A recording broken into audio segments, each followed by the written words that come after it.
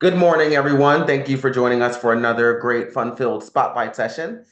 Today we have Grant Patten of Patten Inspections, who is a well-experienced, seasoned home inspector. He's licensed in many other areas, such as radon, and he's a drone operator and a few other things that he does. He has really great services. A few of our agents have used him a few times, and they give him really good reviews. So I think he will be added to the list of our great trusted home inspectors that we have in our office. So I'll let Grant take it away. He can cover some of his services, some things that he does for his clients, what we can look out for in the field, just different perspectives from different home inspectors always give us great insight on how we can be better at our jobs, right?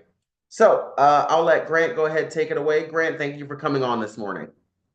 Absolute pleasure. Lovely to be here, guys.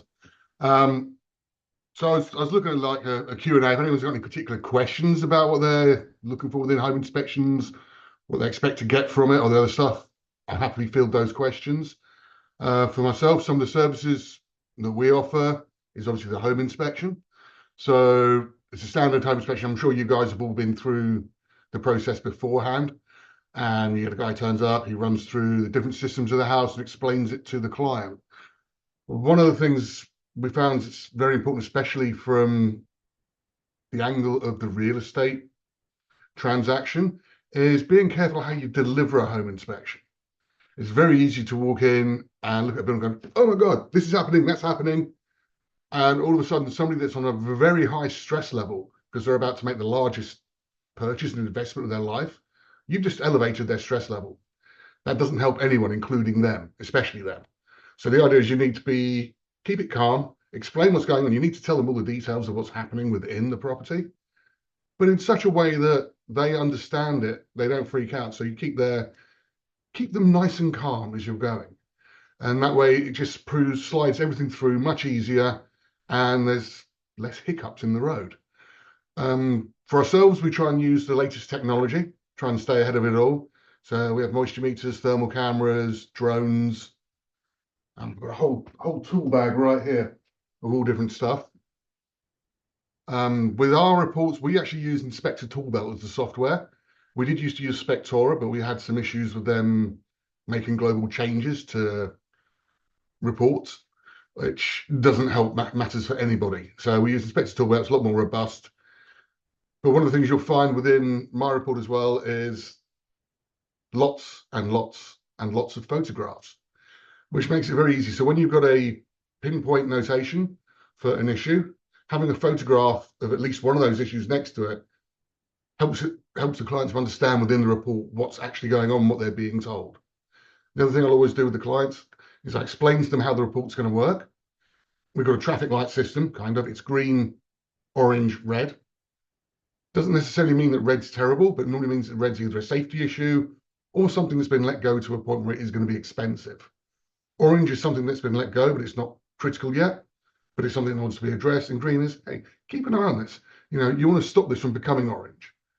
And I explain this to the client and explain, read the report once you've got it, read it again, then phone me up and I'll explain it.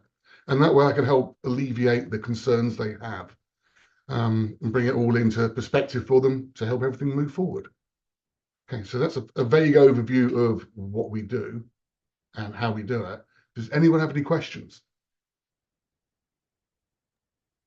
Hey guys, I don't have a question. I just Oh want my everybody God. to know that I have worked with Grant for the last all of my 2023 inspections, and he is really, really good.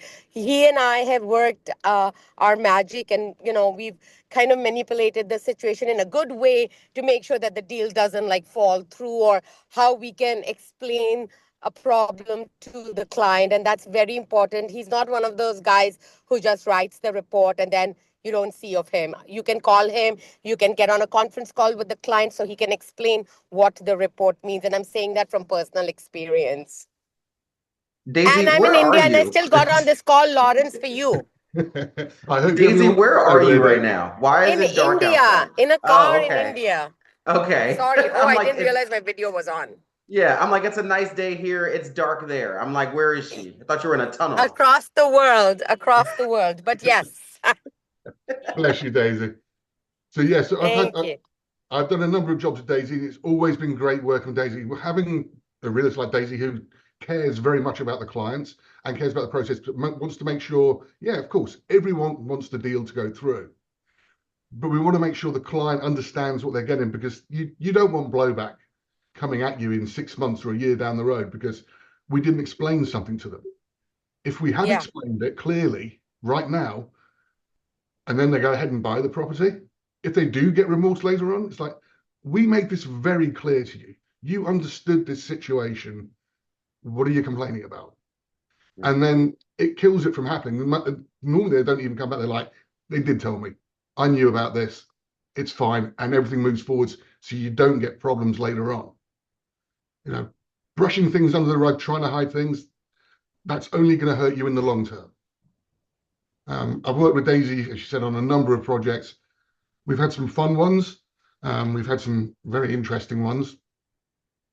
And some of the other services I have that kick in, like one of the ones I do is I do air quality testing, mold testing. We did one inspection where we found some mold within the property. The client was very, very mold averse, but we managed to turn that into a positive. So we found it. They wanted to pull out, but they were like, no, okay, now look. And we explained the situation for them. Then, because the property was then remediated, they understood now they have a clean property. This house is now perfectly clean. You know, scientists have been in and said there's no mold in there at all. So now they're super happy. They've got the property, everything carries on forwards. Yeah. So Grant, what are some things that what are like your most common issues that you're seeing in homes right now? At the moment, with the weather that's been going through, we've had a number of storms and stuff. Getting moisture intrusion, so you need to be very diligent for that, especially like in the attic areas and the basement, because that moisture intrusion will generate stuff like mold, which is one of the things that clients will push back on later on. You know, we asked you to check for the mold, you didn't check for the mold, we've now got mold, this is going to cost a lot of money, who's going to fix it? So being aware of that up front and making sure that you're checking for those areas, that's important. Staying on top of the electrics.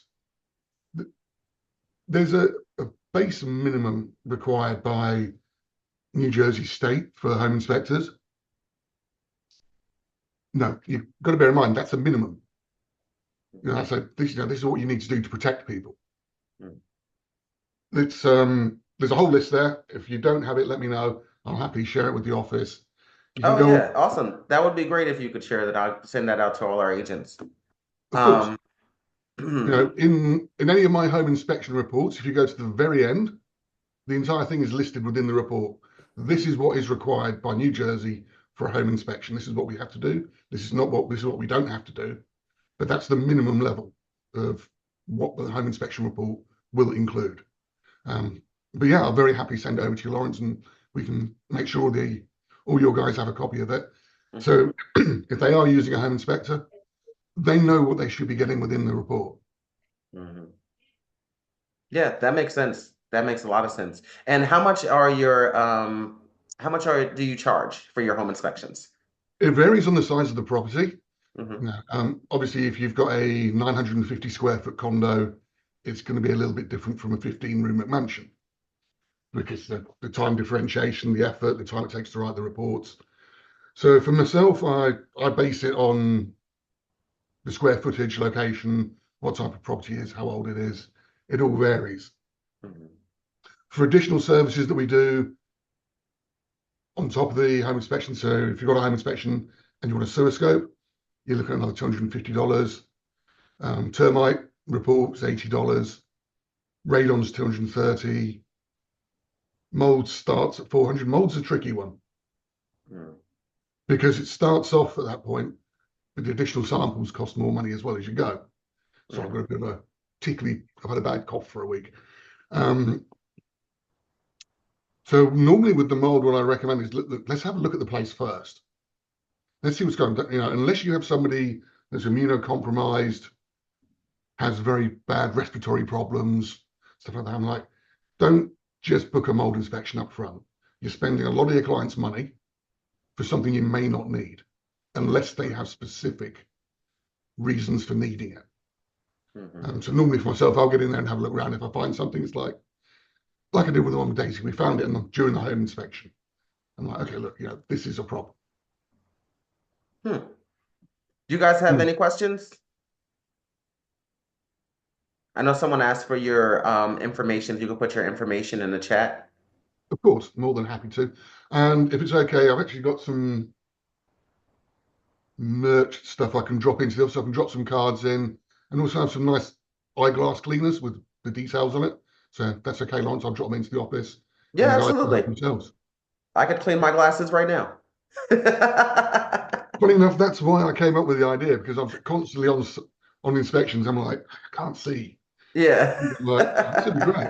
So I don't think That's I've a got good one with me right idea. now, but I will drop them in. They're not too horrible. Oh, hang on. So, question, do you recommend sellers get home inspections even if they weren't thinking of selling? Yes, depending on the property. There you go. That's kind of what. Let's see if I can bring it in so it gets to. No, it's just going to be blurry, isn't it? Oh, Okay, we kind of see it, but I particularly I got unhelpful. So with sellers, yes, it's a good idea. Getting a full home inspection, kind of pointless. It's just expensive for them.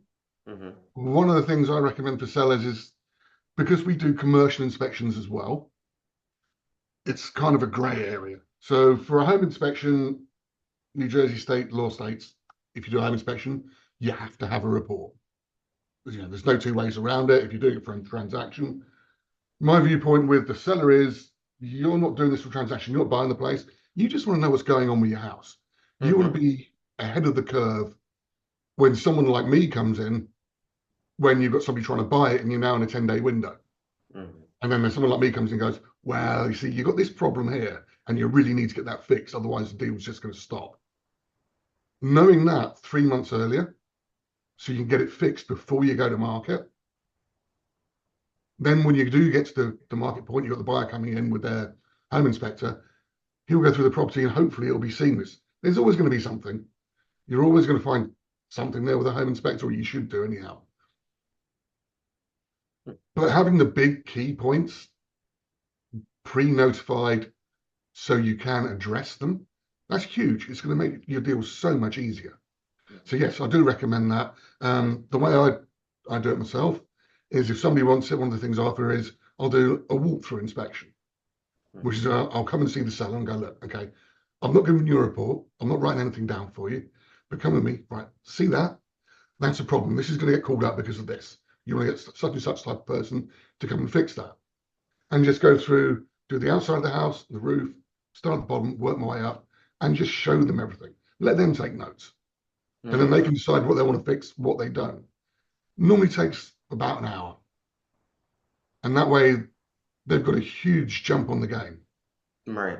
And it will And help you what question here? What do you normally charge for just a walkthrough inspection like that for sellers? Again, depends on the type of property. But normally for that one, it's around about $300. That's reasonable. Yeah. Yeah, especially when you have someone walking around pointing stuff out to you that, you wouldn't even think about or think to look at and things like that. So I think that's a really good one. That's something I haven't heard anyone say that they do as far as a home inspector, is a walk-through inspection and, actually point things out to you. And, Yeah, as I was saying, the home inspection advisory board don't like it that way as a home inspection, mhm, but I'm not doing it for a buyer. I'm doing it for a seller. right. And I'm doing it under a commercial umbrella Mm. Hmm. because I'm also a certified commercial inspector. Hmm. So we do I like commercial that. inspections as well. Yeah, that's pretty cool. It just And seems fairer. If I'm doing it like as a home inspection with the report, this is a house you're going to be selling, and all of a sudden it's going to be costing you like five, six plus $100 because it's so much extra time because the house hasn't been got ready. Like when you guys are putting a house to market, you get rid of a lot of the furniture, you remove the clutter, you open up access to areas. You tell the Hmm. son, the guy's going to be coming in here, he's going to be doing this, he's going to be looking there, take the stuff out of the closet so we can get in the attic. For a seller's walkthrough, they've got up that morning and you've turned up. They haven't done anything to get the house ready. it's a little bit harder because you're trying to get to stuff, and then you're there with them going like, okay, right, the guy's going to want to get in there in the attic. Can we move all this stuff so that I can tell you what's going on up there? So it Right. slows things down. But if you're doing that as a full inspection with a report, you're going to be there like most of the day. And all of a sudden that's going to be really expensive. So that's Yeah. why Okay. I see. Oh, that makes sense when you put it like that. Like, yeah, when there's like, the house isn't gonna be sold or anything like that, so everything's in the way, and that makes sense. I learned that through bitter experience. It's the best teacher. It is. It's the quickest and sharpest. Right. Awesome. Do you guys have some questions? Really quiet today. You guys are usually not like this. I'm really surprised. I'm friendly, guys. I don't bite.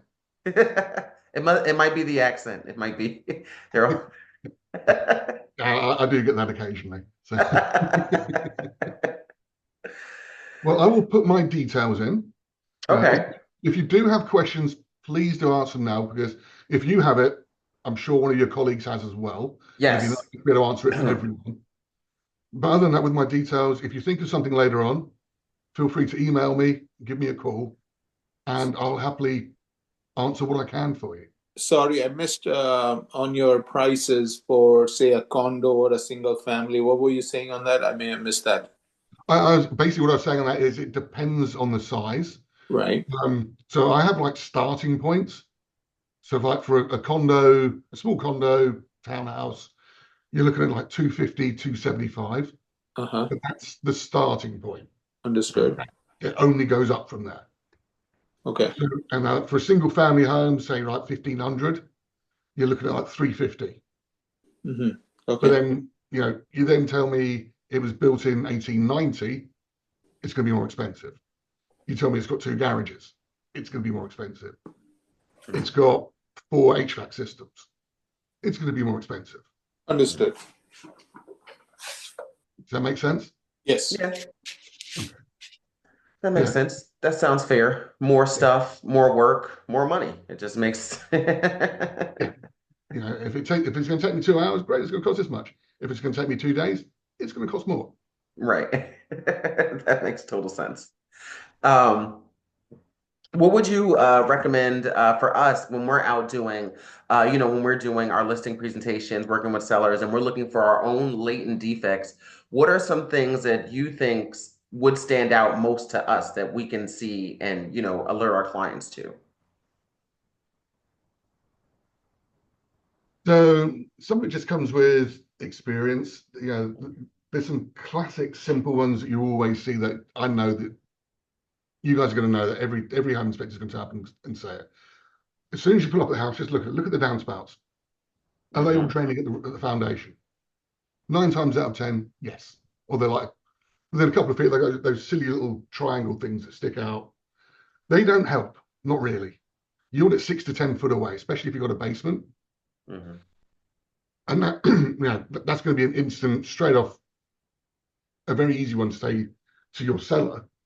Mm-hmm. You want to get this done, and that. So for stuff for the buyers to help you guys, when you're doing, the easiest way to do this, Lawrence, is when you have an inspection, unless you've got to the point where you've done so many sales that you're very comfortable with the layout of the properties and what goes on, follow the inspector around. Listen to what he's saying.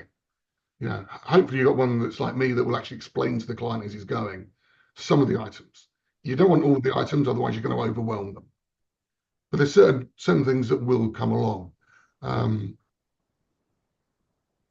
Now, for a key one, especially for structural, is when you're going through a house, look at the doorways, the top corners. So look at the top corners of the doorways. And if you've got cracks running out diagonally, normally going in one direction, that's an indication if you've got a basement, you're going to find cracks and movement down there. That's an indication the house has shifted. And the further up the house you go, the higher, the bigger the cracks get. So if they're doing that, if they're like this small downstairs, you've got 3 floors, for example, middle floor, oh, they're getting a bit bigger. Top floor, they got big. that house is definitely moving. Mm. There's something going on there. So if you're just walking around and you haven't actually picked the house going like, okay, we're looking at putting an offer on that, and you see that, it's like, this might be one just to skip on to the next. Mm. That's a good one. That's a good one. I like that one. That's one I have not heard, is to look at the cracks of the doorways. That's interesting. Hmm. It's one of the ones that happens upstairs. That's something to, so if I'm in a basement and I see some cracks, Hmm. normally what I'll have is the client and or the realtor going, there's cracks there, what's going on? Is the house shifting? Is it broken? I'm like, wait for a bit. Let's see what goes on, because we want to see a picture of the whole house as one, rather than just seeing what's going on here. You Hmm. can have some cracks here and some movement here, but if I'm seeing nothing upstairs, I'm far less concerned. Hmm. If I go upstairs, there's cracks in the doors and you can't open and close doors, or windows won't open and close, then you know the house is twisting. Hmm. That was a good one. See, Okay. just ask questions. Yeah. As I said, I'm more than happy to answer them, and you could be helping one of your colleagues out as well. Yeah, that was a good one. That was one that I would have never thought of that way. Hmm, that's interesting. Is staining from, oh, here's a question. Is staining from water leakages a serious concern? It can be. So depends what's causing it. But either way, one of the things I consistently find, this is another good one for you. So you'll go into, especially in townhouses, they love doing it in townhouses for some reason. You'll have the bathroom upstairs, dining room underneath, the bath's leaked. You can see all the patchwork on the dining room ceiling where they've put some spackle in there and repainted it. And 99% of the time, you know that all that's happened is they've gone in, they've stopped the leak, given it a quick wipe down, and then patched the hole and painted over it. The problem there is, even though you fixed the leak, all the damage that was caused from the water leak is still there within the drywall. The problem with drywall when it gets wet is it soaks in the moisture, which then attracts the mold that's floating around everywhere in the air. Mold doesn't go away. Just because it's gone dry, it doesn't die. It goes dormant. And if you've got enough of it, it doesn't need to get literally wet again, like spraying a shower on it or anything. Just having a really humid day can elevate the moisture in the air high enough to reactivate the mold. And then it will start sporing, which means it's throwing all the spores around, which is what makes everyone ill. But it also makes it grow throughout the property. And then it will dry out a bit and it will settle down and go dormant. And it gets humid again. It grows and it increases and keeps cycling through. So water, staining from water leakage can be serious from the point of view of indoor air quality, previous damage that's going on. From a structural point of view, it's not so bad unless it has got like WDI mold, like fungi that eats wood. Yeah. We're talking about problems that are long term here. This isn't like it got wet, you're in problems next month. This is stuff that can kick on down the road. But that's why it's important to make sure repairs are done correctly and by the right professionals. So you got a moisture leak, you want to make sure it gets cleaned out, you want to make sure that the area gets cleaned and dried, and then treated to stop the wood destroying growth or the fungi that can cause air quality problems. A dry leak, depending on what it is, like in the ceiling, it's not necessarily a huge problem. You can clear it, as I said. The concern is the air quality and the damage to the structure of the property inside. Does that answer the question? Shabika, does that answer your question? Yes, it does. Yeah, cool. Nice. Yeah, that was a good question. Yeah, Um, it was. Very good question. yeah. Because it's something that we all, think about too when you walk in a basement and you see staining on the floor. It could be caused by, a few different things. I always say that, it could be caused by, maybe they spilled water down here at some point in time and didn't dry it up. It just soaked into the floor. It could be from a leak. Absolutely. It could be from the few different things. A classic one is plant pots. Hmm. I had a leak. I had water damage on a hardwood floor Hmm. where it was blowing the water out. and it was by a back door, a sliding back door. Mm-hmm. And I was trying to work it out. The buyer was pretty upset about it. It's like, okay, you got the damage here. It actually had some stuff on top of it when I did the inspection. And he had a builder come out and said, okay, so what it is, it's the weather stripping around the door has failed, and you've got water coming through the wall and it's blowing out the floor. I'm like, that's not right. So I got out there, I went in there, had a good look, went like, no, your weather stripping's all fine, everything's sealed round. Kept going through it, and eventually looked at a picture from the listing, so from the seller's pictures, and right on that spot, they had a big rubber tree that was sat there right over where this damage was. Eventually I worked it out, so there's no damage at the skirting, it was localized into the room. It was a plant pot. They'd been watering it, the plant pot wasn't sealed at the bottom, and it just got into the wooden floor underneath. So it was nothing destructive, it was just something the previous person living there had done. And then when they moved the plant pot, they were like, I guess they saw it, so they just dumped a load of stuff on top of it, so you couldn't see it. Yeah, it gave me a headache. Yeah. Jen says, nice investigative work. Thank you, Jen. But that's good. That's good because maybe some other home inspectors would have just been like, just wrote it off, right, and not tried to really find the issue of what was actually going on.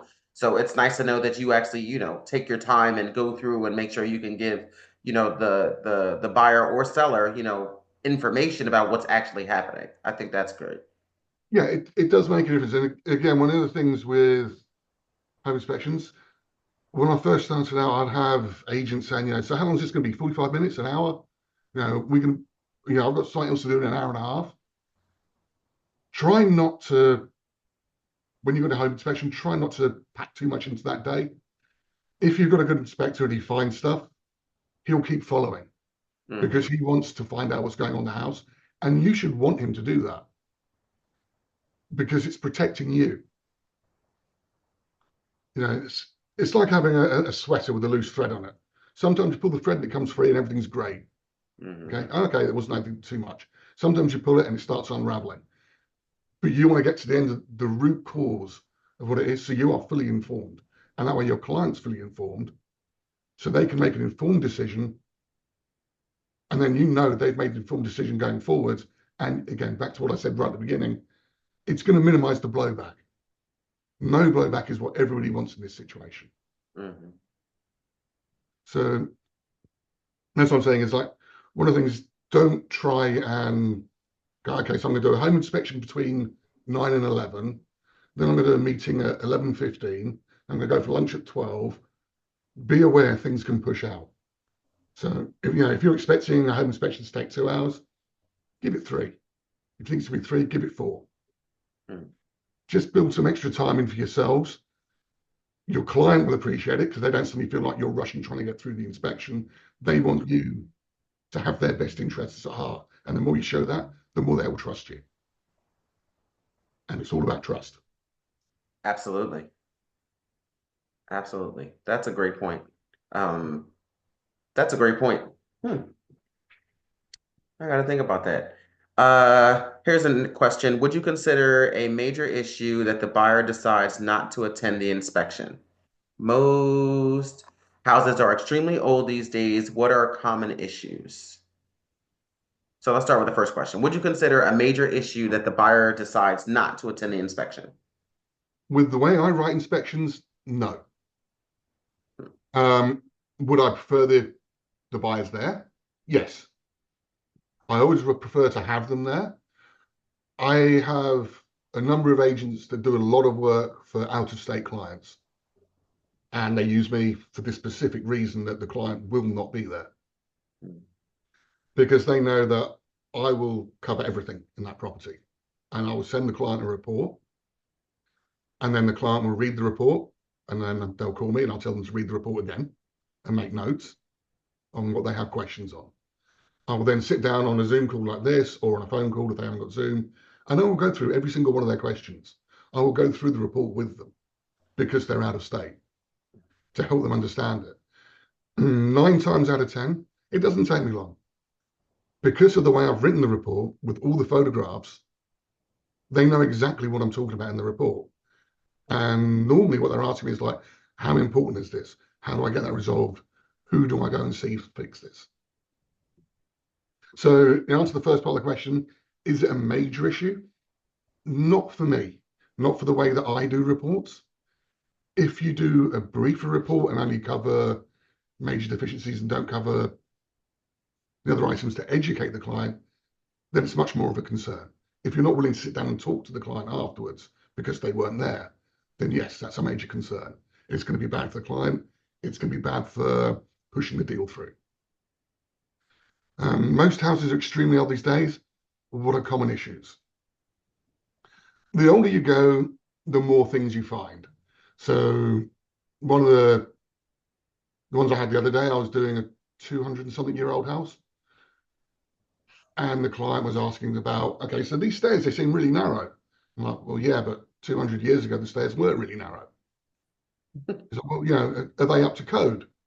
I'm like, well, one, I'm not doing a code inspection because we don't do code. That's up to the townships. They're the code guys. I'm not stepping on their toes. It's just not worth the aggravation. But it doesn't matter. Even if it's code today, unless you take that staircase out and I put a new staircase in, it doesn't matter. Because when the staircase was built and put in, that was code. It's like having a house in the 1930s that doesn't have GFCIs in the kitchen. Should it have GFCI protection for the outlets? Yes. Yeah, of course it should. We know that's a huge safety thing. Mm-hmm. You know, you've got an outlet by a sink, electrocution. It's nasty. Does it have to, you know, does the seller have to put it in? Not unless they've renovated the kitchen. If the kitchen is still original and it hasn't been renovated, then no, they don't. Should they? Yes. Will they? Probably not, because they don't have to. Mm-hmm. Now, if they put new counters backsplash and renovated it all or moved the plumbing around, then yes, they do have to put GFCI in. Same as in bathrooms. Garages, I've got a list of the dates of in every single one of my reports about GFCI, because there's always one that's missing. So I just put the whole list in there going, this is when GFCI became required for every single area. And that way, if the client's in there and they're like, well, this has GFCI, but that doesn't, they can look at the report and go, oh, okay, yeah. So the house was built in 1975, so it didn't need it in the garage, but it does need it in the kitchen. So, you know, you can work it through date that way. So other common issues. That's one of the main ones you get from the older houses is building science has changed. You know, again, the house 200 years ago, it's solid, but they built them differently then. The idea back then was to have something that will keep the roof in the air. Now, when they build a house, they take into account wind shear, factors, earth movement. They're using much lighter materials now to save money that don't last as long and aren't as robust generally. But they're engineered in such a way that if they're used correctly, they work. So it's just a different level of science. Mm-hmm. Does that answer your question, Joe? Oh, sorry, Alfredo. Does that answer your question? He's writing in the chat, probably. Okay. Any other questions, guys? Yep, he said it answered his question. Good. Brilliant. Awesome. Do you guys have any more questions? Anything you can think of, come up with? Grant is right here. We have him for a few more minutes. Take advantage while you can. Grant, if you could put your, I see your, oh, you did put it. Oh, okay, never mind. There we go. All your information. Yeah, so I got to put my name in, hit enter. Yeah, I always do that too. You press enter to try to like make it, yeah, and then it goes through. It's fun. I'm trying to get down to the next line, then I realize it doesn't work that way. So, so you got my phone number, my email there. Yep. And again, guys, you know, if you have questions later on, send them to me.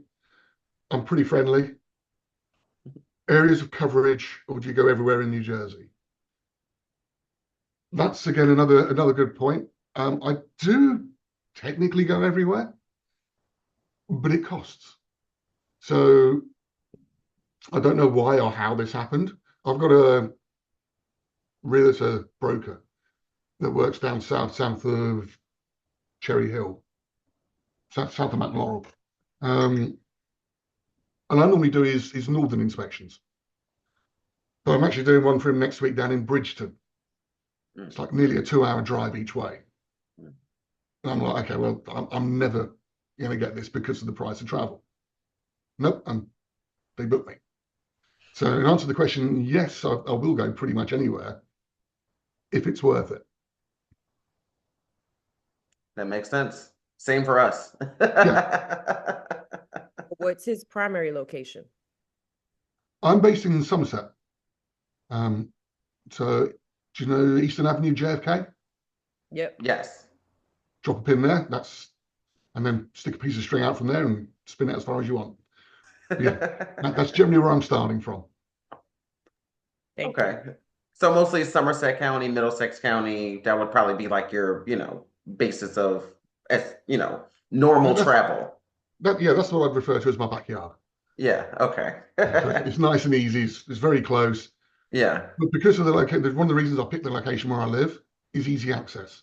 I've yeah, got 287, 18, Route 1, Turnpike. It makes it really easy for me to get pretty much anywhere. yeah. No, that makes sense. Makes perfect sense. And I'm pretty happy traveling up to like an hour, hour and a half. Hmm. The 2 hours down the turnpike. 2 hours is a bit much. Okay, I guess I'll be doing it, but they did order a lot of stuff to go with it, to be fair. So, they got the home inspection, sewer scope, mold, thankfully not Okay. radon, termite. So, it's actually a big inspection, so it's worth my time to go down there. Okay, Had good. it been like a 950-foot condo on its own, Hmm. I don't think I'd have been doing it because I'd have been like, look, you're going to get someone local to do it for like a third of the price. Yeah, that makes sense. Is that an office or a cell number? That's a cell number, so you can text it. That's my direct Cool. line. Cool. And also, Awesome. guys, if you're stuck out on a job somewhere and you've got a client with you, I can't guarantee I'll be able to answer it because normally if I'm on an inspection, I'm doing the inspection. I don't field calls, I don't answer calls whilst I'm with a client. I'll normally just send a text going, please text me, I'll get back to you. I know from some people's point of view, that's like, oh yeah, but what, somebody needs to get hold of you. I'm like, yeah, but I'm currently with someone that is paying me for my time. They want my 100% focus on them. Hmm. So I give them that. I think it's only fair. It's a courtesy. If I'm employing a professional to do some work for me, and he's in the middle of explaining something to me, his phone rings, goes, "Oh, hang on a minute," and he wanders off taking the call. I'm like, seriously? That's very Right. annoying. So I I agree. don't doing that to clients. So I will give them 100% focus. Again, it makes us all look better. Yeah. If I'm not doing that, and you're out somewhere, for example, and somebody's like, "What is this? What's going on?" and you don't know or you don't have availability to someone, take a picture, send it to me. If I can answer it, I will. But just be aware I'm not necessarily on speed dial. Yeah. That makes sense. Awesome, awesome, awesome. So, anybody have any more questions, comments, concerns? I think this was a really informative spotlight. I definitely learned a lot. Well, hopefully it's been, I'm glad that it's helpful. Yeah. I'm happy to help. Always Yeah, am. the downspouts, the doorways, the water leak. Like I think that this was very informative. I got a lot of information out of this. I hope you guys did too. Yes, Joel, Yes, 2 thumbs up. I did. Jen did. Alfredo did. Shopika did. Good. We all did. Good. Awesome, awesome, awesome. So this was another great spotlight session. Thank you, Grant. Joel. Thank Thank you, you, Joel. Grant, for coming on today. This was awesome. Make sure you guys get his information out of the chat and hang on to that. And then on Tuesday, we're doing something in the office to celebrate our fallen friend, Charlie Horn. So if you guys want to come on in, we'll be here about 6 o'clock. If you want to bring some food or something to drink, feel free to do so. We'll have food and drinks here. And I look forward to seeing you all here on Tuesday at 6, if you can make it. Awesome. Thanks a All right, lot, guys. Look forward guys. to I talking hope to you you all all soon. have a great weekend. Thank you, Grant, for coming on. I really Absolute appreciate pleasure. it. And we will definitely have you back on soon. I'll be more than happy to come back. It's been fun. Awesome. If I can Thank you think so of other much. stuff to tell you. All Yeah, right, you got it. Have a guys. great Thank you, day. Grant. Cheers, guys. Lovely meeting you. Have a good weekend, guys. Bye.